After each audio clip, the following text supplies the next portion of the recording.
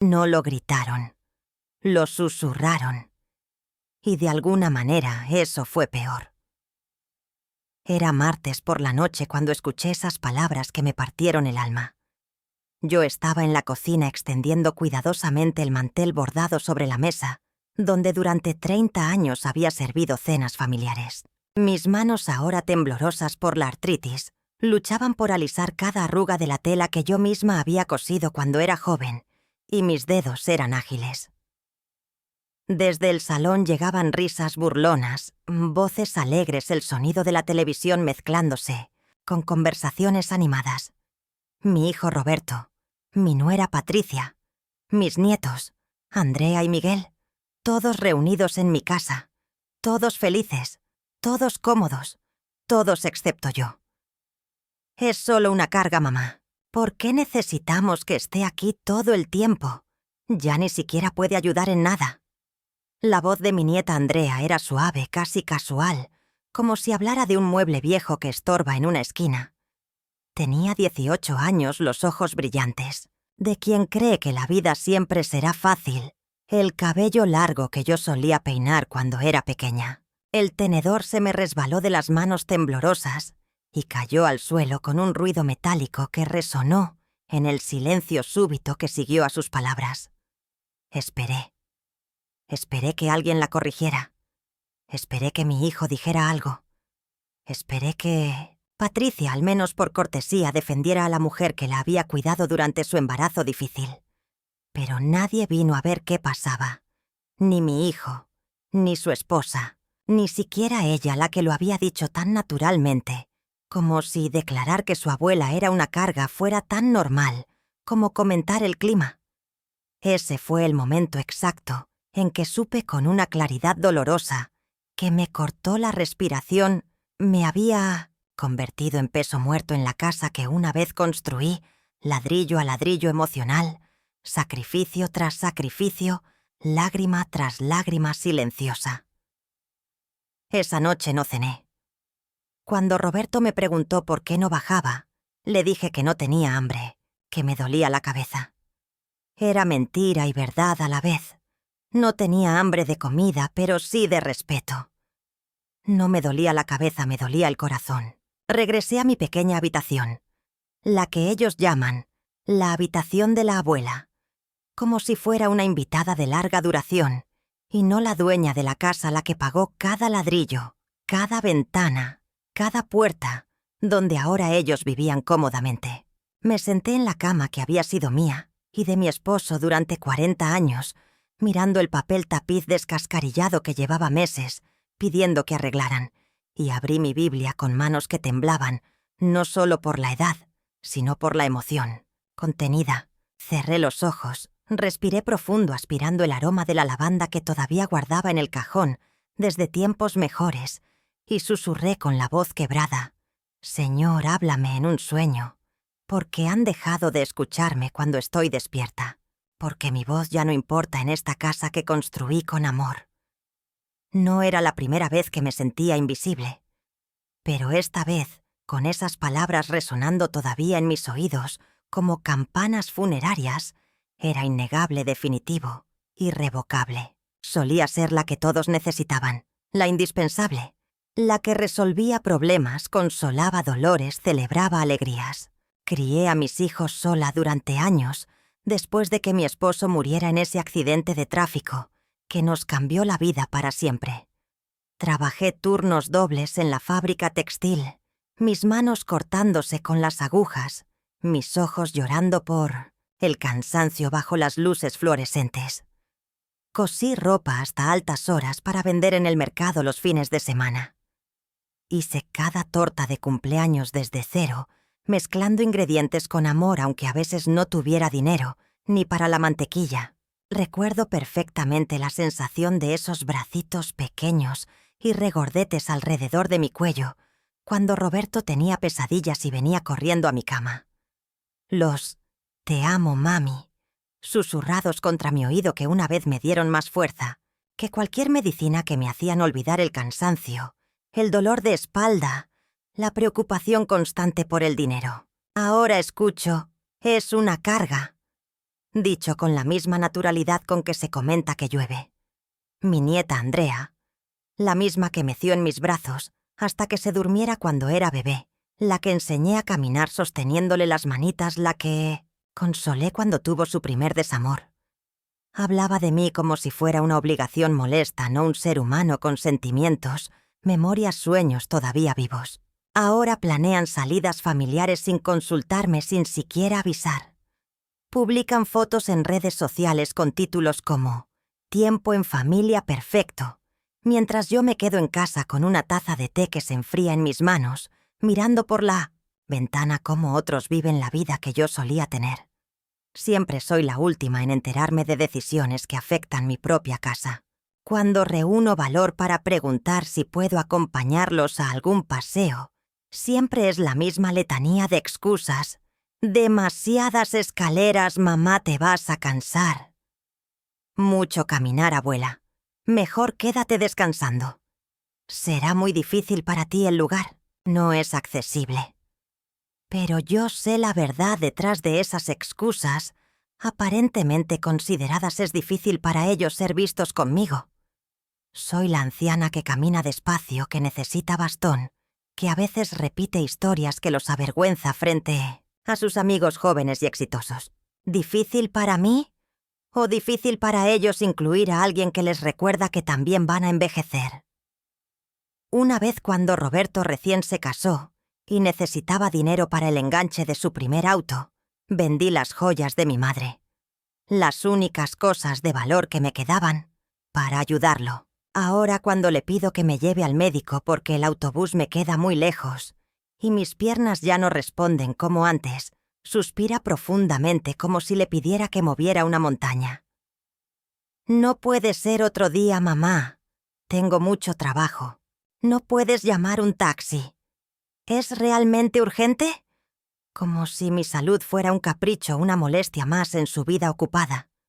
Solía organizar la Navidad en esta casa. Decoraba cada rincón con adornos que había coleccionado durante décadas. Cocinaba durante días enteros, preparando todos los platos favoritos de la familia. Envolvía regalos con cariño infinito. La mesa brillaba con mi mejor vajilla. Las velas, aromáticas, llenaban el aire de calidez y todos llegaban esperando la magia que yo creaba. Ahora veo esas celebraciones pasar por Instagram, fotos de reuniones familiares en casas de otros familiares, fiestas donde no estoy invitada, donde mi ausencia ni siquiera se nota o se comenta. Recuerdo vívidamente el día que reuní valor para pedir si podíamos repintar mi habitación. Las manchas de humedad en las paredes me habían estado dando tos nocturna y el papel tapiz despegado hacía que el cuarto se viera triste y abandonado.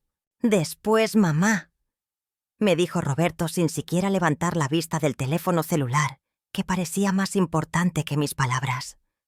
Ahora estamos ocupados con otras cosas. Pero esa misma semana habían contratado decoradores profesionales para renovar completamente la cocina. Para Patricia. Para la nuera que ahora manejaba la casa que yo había mantenido impecable durante décadas, la que decidía qué se cocinaba, cómo se organizaban las cosas, quién era bienvenido y quién no. Patricia decide dónde me siento en la mesa. Generalmente en la esquina donde menos estorbo la conversación. Me corrige cuando empiezo a contar historias que, según ella, ya todos conocen, aunque sean mis historias, mi vida, mis recuerdos, los que estoy compartiendo. Me da medicina como si fuera una niña irresponsable, controlando mis pastillas, decidiendo cuándo necesito descansar, tratándome como una tarea más en su lista de pendientes diarios. A veces en las madrugadas, cuando no puedo dormir y la casa está silenciosa, me pregunto con una tristeza que me ahoga: ¿alguna vez me amaron de verdad o solo me necesitaron? ¿Fui una madre o simplemente una proveedora de servicios? ¿Fue mi cariño correspondido o solo tolerado mientras era útil? Esa noche terrible, después de escuchar esas palabras que se clavaron en mi corazón como dagas envenenadas, no lloré de inmediato. Me quedé inmóvil en mi cama mirando las grietas del techo que nadie se molestaba en arreglar, escuchando los ruidos familiares de la casa donde ya no me sentía en casa. Susurré otra vez con más desesperación: «Señor, por favor, háblame, en un sueño. Porque si tengo que seguir viviendo así, sintiéndome como un estorbo en mi propia vida, necesito urgentemente escuchar a alguien que me vea, que me reconozca, que me recuerde que todavía existo». Y él lo hizo. Dios me habló. En el sueño estaba parada en un campo infinito de hierba dorada que se mecía suavemente bajo un sol cálido que no lastimaba mis ojos. Sola, pero no solitaria. El cielo se extendía para siempre azul perfecto, sin una sola nube, y el aire olía a flores silvestres y a libertad. El viento llevaba mi nombre suavemente, no gritado con impaciencia, no susurrado con lástima, solo conocido, pronunciado con amor, reconocido con respeto. Una figura se acercó, caminando despacio por el sendero dorado, calmada, firme, pacífica, irradiando una paz que no había sentido en años. No dijo ni una palabra, pero sus ojos me vieron realmente. Pero en ese silencio perfecto, en esa quietud llena de amor, escuché todo lo que necesitaba escuchar. No eres una carga. Nunca fuiste una carga. Eres amada. Eres valiosa. Eres completa exactamente como eres. Desperté con lágrimas corriendo por mis mejillas arrugadas, pero no eran lágrimas de tristeza. Eran lágrimas de alivio, de reconocimiento de una verdad que había olvidado en medio de tanto rechazo silencioso. Y supe con una certeza que me llenó de fuerza: podría seguir viviendo físicamente en su casa, durmiendo en esta habitación, comiendo en su mesa, pero ya no viviría emocionalmente bajo el peso de su opinión. Ya no dependería de su aprobación para sentirme viva. Esa mañana me levanté diferente. Me puse el vestido rojo que habían criticado, diciendo que era demasiado llamativo para una mujer de tu edad. Me rocié el perfume francés que había estado guardando para una ocasión especial, que nunca llegaba, porque ¿qué ocasión podía ser más especial que decidir valorarme a mí misma? Me peiné con cuidado, me puse los aretes de perlas que mi madre me había regalado en mi boda, y salí de la casa con paso decidido. Bastón en mano, caminando lentamente pero con propósito, hacia la floristería que quedaba 2 cuadras abajo. Cada paso era una declaración. Todavía estoy aquí, todavía. Importo, todavía merezco belleza en mi vida. Compré lirios blancos, los más hermosos que tenían. No para decorar la mesa familiar donde mi presencia era tolerada. Para mí, para mi habitación, para recordarme cada día que yo también merezco belleza, fragancia, vida. Cuando regresé a la casa cargando mi pequeño ramo como un trofeo de guerra silenciosa, la casa era exactamente la misma. El ruido de la televisión, las risas desde la cocina, las conversaciones donde mi voz no era necesaria. Pero yo era completamente diferente. Una mujer transformada caminando por los mismos pasillos donde había vivido décadas de invisibilidad. Puse los lirios en un florero sobre mi mesa de noche. Preparé té en mi taza favorita. La de porcelana azul que había sido de mi abuela, la que guardaba para visitas importantes sin darme cuenta de que la visita más importante era yo misma. No esperé a que alguien me acompañara. No pedí permiso para disfrutar de mi propia compañía. Más tarde, cuando estaba sentada junto a la ventana, leyendo un libro que había querido terminar desde hacía meses, mi nieta Andrea pasó por mi puerta entreabierta. Se detuvo como si algo hubiera captado su atención. «Abuela», dijo con una voz diferente, más suave, más humana. «Esas flores están muy bonitas». Levanté la vista del libro y la miré directamente a los ojos. No con la mirada suplicante de quien busca aprobación, sino con la mirada serena de quien se conoce a sí misma. «Las compré para mí, Andrea, porque yo también merezco belleza en mi vida». No respondió inmediatamente. Se quedó ahí parada, tal vez por primera vez, viendo a su abuela no como un mueble que ocupa espacio, sino como una persona con deseos, necesidades, dignidad propia. Al día siguiente, cuando desperté, encontré una rosa solitaria fuera de mi puerta. Sin tarjeta, sin explicación. Tal vez fue un gesto de disculpa silenciosa. Tal vez fue el comienzo de algo nuevo. Tal vez no significaba nada, pero sonreí de todos modos porque había aprendido a encontrar alegría en pequeños momentos, sin necesidad de grandes gestos. Desde entonces empecé a hacer las cosas de manera diferente. Comencé a escribir historias en un cuaderno, memorias, de mi juventud, reflexiones sobre la vida, pequeños poemas que nacían de mis pensamientos. Salía a caminar por el barrio sin avisar, sin pedir permiso, simplemente porque quería respirar aire fresco y sentir el sol en mi cara. Aprendí a decir no. Más seguido, una palabra que había olvidado durante décadas de complacer a otros. Empecé cada día hablando con Dios antes que con cualquier persona, recordándome mi valor antes de enfrentar un mundo que había olvidado verlo. Todavía se olvidaban de incluirme en planes familiares.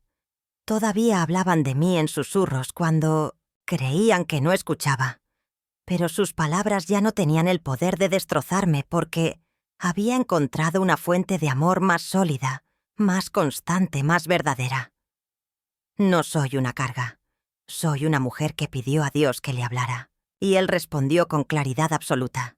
No con truenos dramáticos que despertaran a toda la casa, no con rayos que iluminaran el cielo, sino con un campo dorado, una brisa suave, una presencia silenciosa que me recordó quién soy realmente cuando nadie más está mirando.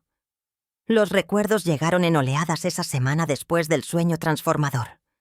Recordé vívidamente cuando Roberto era pequeño y tenía terrores nocturnos que lo hacían despertar gritando. Yo lo cargaba hasta mi cama, lo acunaba entre mis brazos y le cantaba canciones de cuna hasta que su respiración se calmaba y se quedaba dormido con total confianza en mi regazo. Recordé cuando Patricia estaba embarazada de Andrea y tuvo complicaciones que la obligaron a guardar reposo absoluto durante 4 meses. Dejé mi trabajo de medio tiempo para cuidarla cocinando comidas especiales, llevándola a todas sus citas médicas, masajeando sus pies hinchados cada noche sin que me lo pidiera. Recordé las noches interminables sin dormir cuando mis nietos eran bebés, meciéndolos incansablemente mientras sus padres jóvenes descansaban recuperándose del agotamiento de ser padres primerizos. ¿En qué momento exacto dejé de ser la que consolaba para convertirme en la que necesitaba consuelo? ¿Cuándo pasé de ser indispensable a ser un estorbo? ¿Cuándo mi amor se convirtió en carga? La respuesta llegó con claridad dolorosa, pero liberadora cuando dejé de verme a través de los ojos de Dios y comencé a verme únicamente a través de los ojos de ellos. Cuando permití que su opinión se volviera más importante que mi propia dignidad. Durante las semanas siguientes al sueño, algo fundamental cambió en la dinámica de la casa. No fue dramático. No hubo confrontaciones. No grité verdades que habían estado ardiendo en mi pecho durante años. El cambio fue silencioso interno, pero absolutamente revolucionario. Yo cambié. Me levantaba más temprano antes que toda la familia despertara. Preparaba mi desayuno lentamente, saboreando cada bocado, como si fuera una celebración privada. Leía mi Biblia en voz baja en la cocina, pero no tan baja que no pudieran escuchar si prestaban atención. Empecé a usar música suave mientras desayunaba, creando una atmósfera de paz que llenaba la casa antes de que comenzara el caos diario. Comencé a decir cosas diferentes. Cuando me preguntaban si quería acompañarlos al centro comercial, generalmente como una pregunta de cortesía que esperaba un «no gracias» automático.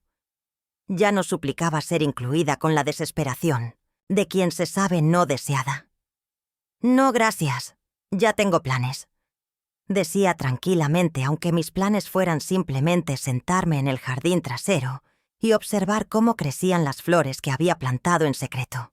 Cuando Patricia me corregía en la mesa del comedor, interrumpiendo mis historias para decir que ya las había contado antes o para corregir detalles de mi propia vida, ya no me disculpaba automáticamente como una niña regañada. Así Es como lo recuerdo yo, Patricia, decía con voz serena, y seguía comiendo mi comida sin prisa, sin vergüenza.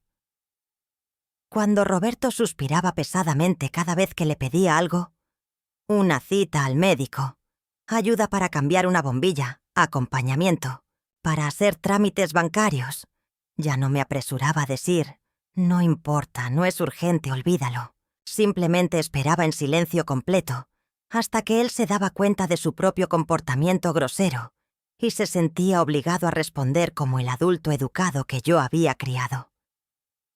El silencio, descubrí con asombro, puede ser infinitamente más poderoso que cualquier grito, más efectivo que cualquier reclamo, más dignificado que cualquier súplica. Una tarde calurosa de verano, mientras regaba cuidadosamente mis lirios, que había trasplantado al jardín porque merecían crecer libres bajo el sol, no escondidos en la sombra de mi habitación, mi vecina Carmen se acercó a la cerca que separaba nuestras propiedades.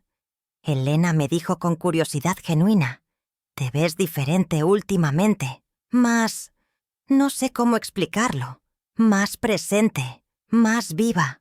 Sonreí mientras ajustaba la manguera para que el agua cayera suavemente sobre las raíces sedientas. Estoy aprendiendo a verme como Dios me ve, Carmen, ya no a través de los ojos de otros. ¿Y cómo te ve Dios?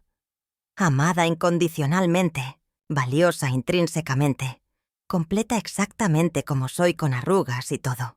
Carmen asintió lentamente, como si mis palabras hubieran tocado algo profundo en su propia experiencia. Mi hija también me hace sentir invisible a veces, como si fuera un mueble viejo que ya no tiene función, solo ocupa espacio. Entonces, tú también deberías pedirle a Dios que te hable en un sueño, Carmen. Él no ha terminado contigo. Ninguno de nosotros es descartable.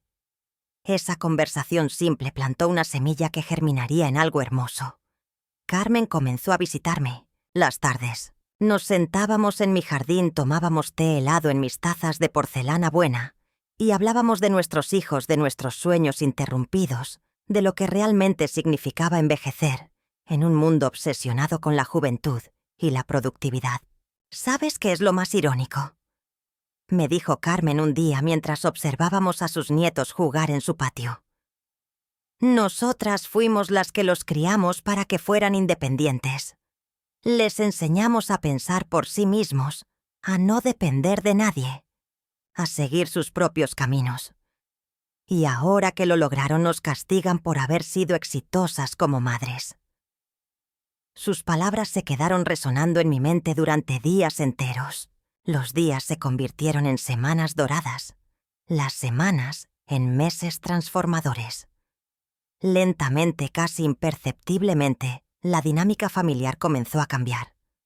No porque ellos hubieran tenido una epifanía súbita sobre mi valor, sino porque yo ya no necesitaba su validación para existir plenamente. Mi nieta Andrea comenzó a tocar a mi puerta más frecuentemente. Al principio llegaba con excusas obvias. Necesitaba ayuda con algún proyecto de la universidad. Quería que le enseñara a hacer las galletas de avena que habían sido su postre favorito durante la infancia. Tenía preguntas sobre la historia familiar para una tarea de genealogía. Pero gradualmente, sin pretextos, venía simplemente para hablar, para sentarse en mi silla junto a la ventana y contarme sobre sus sueños, sus miedos, sus planes para el futuro. «Abuela», me dijo una tarde dorada mientras yo bordaba un mantel nuevo, «quiero disculparme por lo que dije aquella noche. No era verdad, y aunque hubiera sido verdad, no tenía derecho a decirlo». La miré por un largo momento, estudiando su rostro joven, donde podía ver rasgos de la niña que había sido y sombras de la mujer que se estaba convirtiendo. «¿Lo dijiste porque realmente era lo que pensabas, Andrea? ¿O porque era lo que creías que debías pensar para encajar con la actitud general de la casa?» Se quedó callada durante varios minutos, procesando la pregunta que la obligaba a examinar sus propias motivaciones. «La diferencia es muy importante», agregué suavemente. «Una viene de tu corazón, la otra viene del miedo a ser diferente. Esa noche, por primera vez en muchos meses, cenamos todos juntos en la mesa del comedor. No porque yo lo hubiera pedido rogado o sugerido, sino porque Andrea había propuesto la idea y había insistido en que era importante para ella. No hubo gran reconciliación cinematográfica. No hubo lágrimas de telenovela, ni abrazos dramáticos que borraran años de negligencia emocional. Solo una cena. Solo una familia aprendiendo muy lentamente a verse de nuevo como personas individuales con valor propio. Pero algo mucho más profundo estaba transformándose en mi interior. Ya no vivía esperando ansiosamente sus gestos ocasionales de inclusión. Ya no medía mi valor personal por la frecuencia de sus llamadas telefónicas o la sinceridad de sus sonrisas forzadas. Había encontrado algo infinitamente más sólido en lo que anclar mi identidad. Una mañana fresca de otoño mientras desayunaba sola, por elección consciente, no por abandono familiar, llegó una carta formal en papel membretado.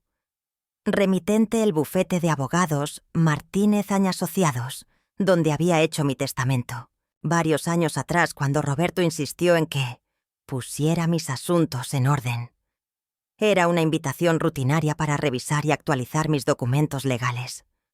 Una formalidad administrativa, decían cortésmente, pero mientras caminaba lentamente hacia la cita, apoyándome en mi bastón confiable, una idea revolucionaria comenzó a formarse en mi mente, con la claridad de una revelación divina. Durante décadas enteras, había vivido preocupada exclusivamente por lo que les dejaría a mis hijos después de mi muerte. La casa donde habían crecido los ahorros que había acumulado centavo a centavo, las joyas heredadas de mi madre, que guardaba como tesoros familiares, siempre pensando en ellos, siempre planificando para su futuro financiero, siempre sacrificando mi presente por su comodidad futura. Pero ¿qué había planificado concretamente para mi propio futuro, para mis propios años dorados, para mi propia felicidad y realización personal? Señor Martínez, le dije al abogado con una determinación que me sorprendió a mí misma, quiero hacer algunos cambios significativos en mis documentos. Y ahí fue donde todo cambió realmente, definitivamente, irrevocablemente. No fue venganza, no fue castigo cruel, no fue manipulación emocional, fue claridad absoluta sobre mis valores y prioridades. Destiné una porción sustancial de mi herencia para crear una fundación que ayudara a mujeres mayores que se sienten invisibles e ignoradas por sus familias. Otra parte considerable para establecer becas de estudio en mi nombre, para jóvenes que quieran estudiar gerontología y cuidado de ancianos. La casa. Mi casa comprada con mi trabajo, mantenida con mi esfuerzo. Se quedaría conmigo mientras viviera, por supuesto. Pero después de mi muerte se vendería y las ganancias se dividirían entre mis causas elegidas y mis descendientes. Pero había una condición no negociable para que mis herederos recibieran su porción. Cada uno debía escribir una carta personal de al menos 2 páginas, explicando específicamente qué habían aprendido sobre el respeto, la dignidad y el valor de las personas mayores. ¿Está completamente segura de estas decisiones, señora Elena?, me preguntó el abogado, claramente sorprendido por la transformación de la señora tímida que había conocido años atrás. Más segura que nunca en mi vida, señor Martínez. Cuando llegué a casa esa tarde, la familia estaba reunida en el salón viendo televisión, como cualquier día normal. Roberto me miró con curiosidad casual cuando pasé por el pasillo. «Todo bien, mamá. Te veías muy seria cuando saliste esta mañana». Sonreí con la tranquilidad de quien ha tomado control de su propia vida. «Todo perfecto, hijo. Solo organizando mi futuro de manera que refleje mis verdaderos valores». No les dije nada más específico. No necesitaban saber todavía. Ya habría tiempo para explicaciones cuando fuera necesario. Esa noche, antes de dormir, abrí mi cuaderno de escritura y escribí con letra cuidadosa: «Hoy aprendí que el amor verdadero no es permitir que te maltraten para mantener una paz falsa. El amor verdadero, hacia otros y hacia ti mismo. Es enseñar a las personas cómo tratarte con dignidad. Los meses siguientes fueron de transformación silenciosa pero profunda. Me inscribí en clases de pintura en acuarela en el centro comunitario, algo que había querido hacer durante años, pero que siempre había pospuesto por atender las necesidades de otros. Me uní a un grupo de lectura donde mujeres de mi edad discutíamos novelas contemporáneas y compartíamos perspectivas de vida. Adopté un gato callejero al que llamé Esperanza, un nombre que reflejaba perfectamente mi nuevo estado mental. Roberto comenzó a notar los cambios graduales. «Te ves más independiente, mamá, más segura de ti misma». Siempre lo fui. Roberto. Solo había olvidado temporalmente cómo se sentía serlo. Patricia empezó a preguntarme genuinamente por mis nuevas actividades, mostrando un interés que parecía auténtico. «¿Qué pintaste hoy en clase? ¿De qué libro hablaron en tu grupo de lectura?» Mis nietos comenzaron a verme no como la abuela que siempre estaba disponible para servir, sino como una persona interesante que tenía su propia vida llena de actividades significativas. El respeto, descubrí con satisfacción, no se mendiga, no se suplica, se gana. Y a veces se gana simplemente respetándose a uno mismo, primero estableciendo límites claros, viviendo con dignidad independientemente de si otros la reconocen o no. Un año completo después del sueño que cambió absolutamente todo, estaba sentada en mi jardín floreciente, pintando los lirios que ahora crecían salvajes y hermosos en varios rincones del patio. Carmen se acercó con una sonrisa radiante que no había visto en su rostro durante años. «¿Adivina qué pasó?», me dijo emocionada. «Mi hija me llamó ayer. Me invitó oficialmente a su casa para la cena de Navidad. Y no como una invitada de compromiso que hay que tolerar, como la matriarca respetada de la familia». Sonreí mientras limpiaba mi pincel en el agua turbia. «¿Y qué le respondiste?». «Que lo pensaría cuidadosamente, que tenía otros compromisos y planes que considerar primero». Nos reímos juntas como dos conspiradoras que habían descubierto el secreto de la dignidad personal. «Elena», me dijo después de un momento contemplativo, «¿alguna vez te arrepientes de haber cambiado tanto? Miré mis lirios, mis manos manchadas, de pintura que creaba belleza a mi vida que finalmente era auténticamente mía. Carmen», le dije con una sonrisa que venía desde lo más profundo de mi alma sanada, «la única cosa de la que me arrepiento es haber tardado 70 años en hacerlo». Esa Navidad fue completamente diferente a todas las anteriores.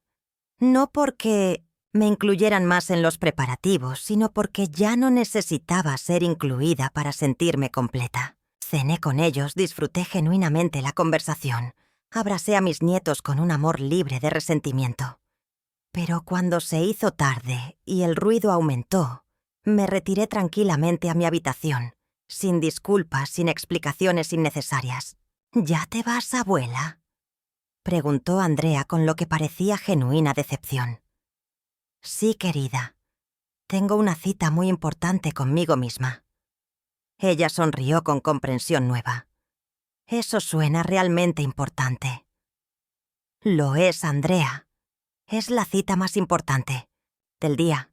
En mi habitación encendí una vela aromática, abrí mi Biblia en el salmo que se había convertido en mi favorito, y susurré: «Gracias, Señor, por enseñarme que no soy una carga para nadie. Soy una bendición especialmente para mí misma». El silencio que siguió no estaba vacío como los silencios de antes. Estaba completamente lleno de paz, de propósito, de amor propio finalmente descubierto. 2 años después del sueño que transformó mi existencia, Roberto vino a mi habitación, una mañana con una expresión seria que no había visto en mucho tiempo. «Mamá, ¿podemos hablar? Necesito decirte algo importante». Mi corazón se aceleró momentáneamente. Había descubierto los cambios en mi testamento. Estaba molesto. ¿Venía a reclamarme algo? «¿Quiero pedirte perdón?», dijo sentándose cuidadosamente en mi cama, el mismo donde lo había consolado cuando era niño. Por todos los años que te hice sentir invisible en tu propia casa. Por todas las veces que no te defendí cuando debería haberlo hecho. Por permitir que te trataran como menos de lo que realmente eres. Las lágrimas llegaron a mis ojos, pero no eran lágrimas de la tristeza antigua. Eran lágrimas de alivio profundo, de reconciliación auténtica. Roberto. No, mamá, déjame terminar, por favor. Estos últimos años viendo cómo cambiaste, cómo encontraste tu propia fuerza y dignidad, me di cuenta de todo lo que había perdido. No solo del tiempo contigo, sino de la oportunidad de aprender de la mujer extraordinaria que siempre fuiste. Lo abracé entonces. Finalmente, un abrazo que no pedía perdón por existir, sino que celebraba genuinamente nuestra conexión humana. Nunca es demasiado tarde para empezar de nuevo, hijo. Le dije con voz firme. Nunca. Y era absolutamente verdad. Patricia también cambió gradualmente. Comenzó a pedirme consejos sobre la crianza de los niños, reconociendo finalmente la sabiduría que viene con décadas de experiencia maternal. Me invitaban a acompañarla al mercado no por obligación, sino porque valoraba mi compañía. Incluso me pidió que le enseñara algunas de mis recetas familiares. No para que yo cocinara, sino para que ella pudiera aprender y mantener vivas las tradiciones. Elena me dijo un día mientras yo le mostraba cómo amasar pan: quiero que sepas que admiro mucho cómo te transformaste. Me enseñaste que envejecer puede ser poderoso. Sonreí mientras mis manos expertas trabajaban la masa. No me transformé, Patricia. Simplemente recordé quién era antes de que otros me dijeran quién debía ser. Los cambios en Andrea fueron los más profundos. Mi nieta, que una vez me había llamado carga, se convirtió en mi defensora más feroz. Cuando escuchaba a otros jóvenes quejarse de sus abuelos, los corregía firmemente. Mi abuela me enseñó que los mayores no son cargas, les decía. Son bibliotecas vivientes, tesoros de sabiduría. Si los tratas como estorbos, te pierdes de conocer a personas extraordinarias. Un día me mostró un ensayo que había escrito para la universidad sobre el edadismo en las familias modernas. Había usado nuestra historia, con mi permiso, como ejemplo de transformación posible. Quiero estudiar gerontología, abuela, me dijo. Quiero ayudar a familias a entender el valor de sus mayores antes de que sea demasiado tarde. Ese momento fue una de las mayores satisfacciones de mi vida. Ahora, cuando otras mujeres de mi edad me preguntan cómo logré esta transformación personal, siempre les doy la misma respuesta. Pedí a Dios que me hablara en un sueño, y Él me recordó una verdad que había olvidado: quién soy realmente.